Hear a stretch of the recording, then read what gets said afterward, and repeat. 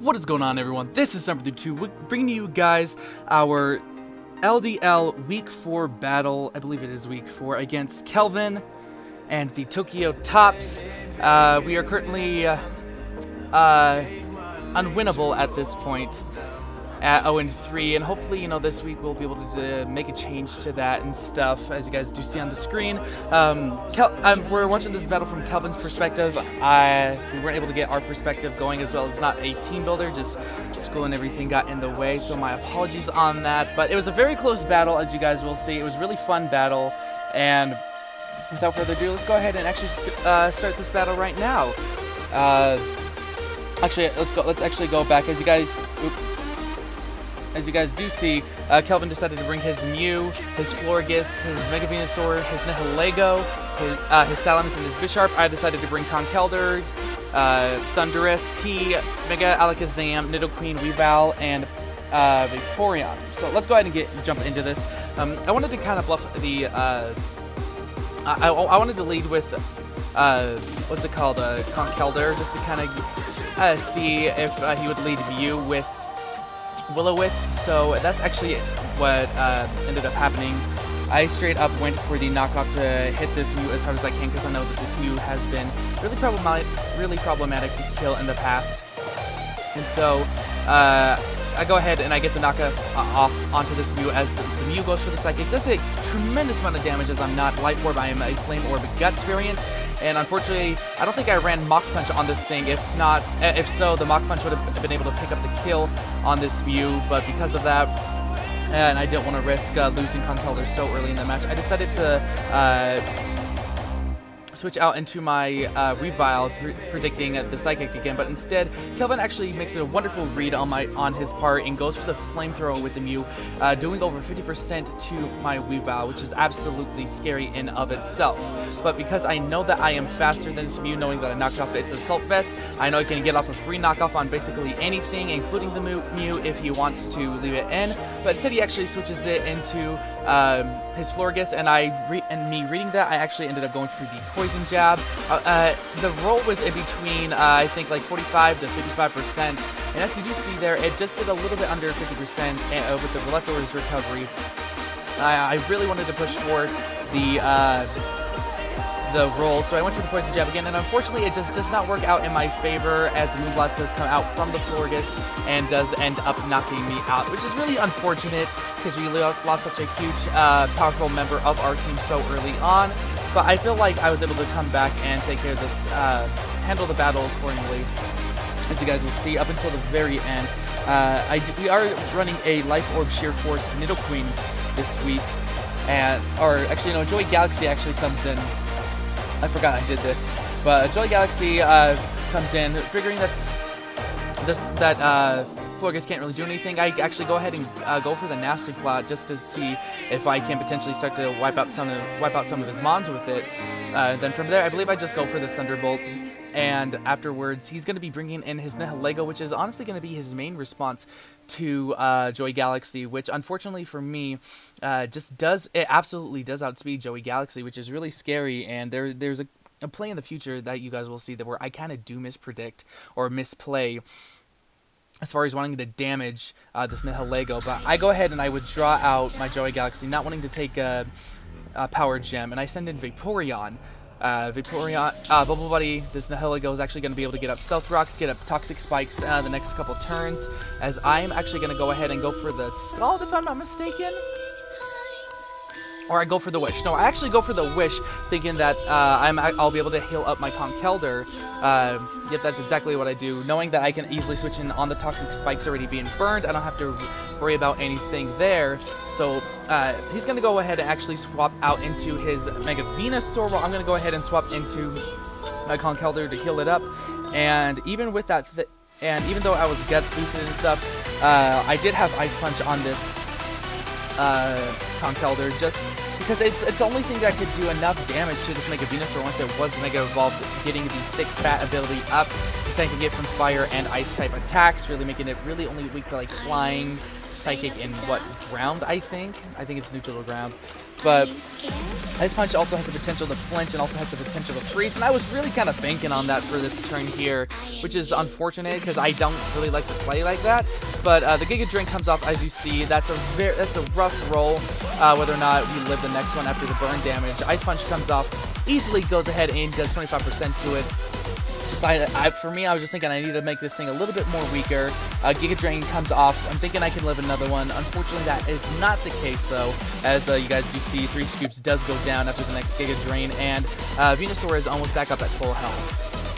So down goes Conkeldurr, down goes Weavile, in a bit of a rough situation right here for sure. As I do switch into the Joey Galaxy, I have the Z Psychic move, and while it wouldn't have knocked him out here, it would have been done enough damage to really do a lot of work. And here I actually figured that he was going to stay in and Giga Drain me or trying something like that, and so I went for the Nasty Plot again, and this is where I kind of misplayed, because if I had gone for that Psychic or the Psychic Z move, the Shattered Psyche, or even a Thunderbolt, I would have been able to do a tremendous amount of damage to this Nihilego, if not even knocked it out with the Psychic Z move. But I just decided to stay in just because I don't know why I stayed in here, if I'm 100% honest. Just everything else I didn't want to take a Power Gem from the Nihilego, so I kind of ended up sacking Joey Galaxy off, which really sucks. But here, our MILF comes in, our Nidoqueen, who is Life Orb, Sheer Force, like I did say. It's able to absorb those Toxic Spikes, but still take some damage from those Stealth Rocks.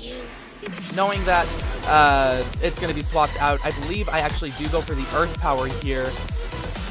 Just in case that Nihilego did stay in, considering it was at +1, I'm not sure what Nihilego could have done to me. But that Earth Power ends up doing quite a bit of damage. I stay in, outspeeding. I go for another Earth Power. And I almost pick up the knockout with Mega Venusaur living on 9 HP, able to get off the Leech Seed, which I'm not sure why Kelvin did, but this next turn, as long as the Mega Venusaur doesn't swap out, you know, we will be able to knock this thing out. So I just stay in, and I continue to go for the actually, I think at this point, I think he might have wanted to swap out, so I actually went for the Sludge Wave here, because the Sludge Wave would have been able to pick up the damage as well, and fearing that swap into Salamence, I actually didn't want to miss it with him being a flying type, so I actually go for the Sludge Wave, do a huge amount of damage, almost knocking it out, it living on 37 HP, as you guys see there, getting a little bit of health back from that Leech Seed, but because I didn't want to take an Earthquake or an Aqua Tail, I went ahead and I actually switched into my Vaporeon, seeing as it could really handle the Salamence the best, in my opinion. But lo and behold, to me, after taking some Rocks damage, Kelvin was actually holding the Waterium Z and the Hydro Vortex with Aqua Tail for Salamence, which unfortunately didn't work out for him there, as Percy is immune with Water Absorb, which was a really cool play, and I'm thinking that I have this game in the bag. I'm slowly starting to make my way back, as you guys do see, Percy actually starts to put in a little bit of work this week, as the Salamence does switch out the next turn into that Mega Venusaur. I go ahead, I believe I just go for the Ice Beam, praying that it's a 2-hit KO, or a 2-shot on the Mega Venusaur with the Thick Fat. Ends up getting the knockout, which is really nice. And I believe after that we have the Mew coming in. No, we actually have the Bisharp coming in, that is right. And here, I'm thinking I can Scald him, get 50% on him, potentially get a burn, but he actually goes for the Swords Dance, and this honestly terrified me at this point. Just knowing that when it came to Life Orb Adamant Bisharp outspeeding me, number one, a knockoff could have knocked me out from full, which is super scary, but instead he actually goes for the Sucker Punch, which I was super relieved about. I ended up Scalding this turn, just to guarantee the knockout if we did live by some miracle chance. I think that knockout might have been a roll if he did go for it, but the Bisharp is out of the way. I was super happy. Percy getting 2 kills this week, really awesome. And the Mew actually ends up coming in, and I don't remember what it went for. Mew came in and it went for, was it Psychic? It wasn't Psychic, it was oh, it actually did go for the Psychic, and I don't know how, but Percy ended up living this Psychic attack, as you guys do see. We're able to Scald, we're able to knock out 3 Pokemon with Percy, which is incredible, if you ask me. Absolutely, for sure. But here, at the end of the battle, I do make a really bad choice in the end, which, as you guys will see, will end up costing me, as the Bubble Buddy Nihilego comes in. I decide to go ahead and sack off my Percy, thinking, oh, Mega Alakazam can come in and it can hit this thing with the Psychic and knock it out. Unfortunately, I should have led with Nidoqueen here instead of Alakazam, as you guys do see now, being at +1. It's going to do a tremendous amount of damage, no matter what. And the Psychic will not be able to pick up the knockout on this Nihilego, unfortunately. I should have stayed. I mean, I should have swapped into.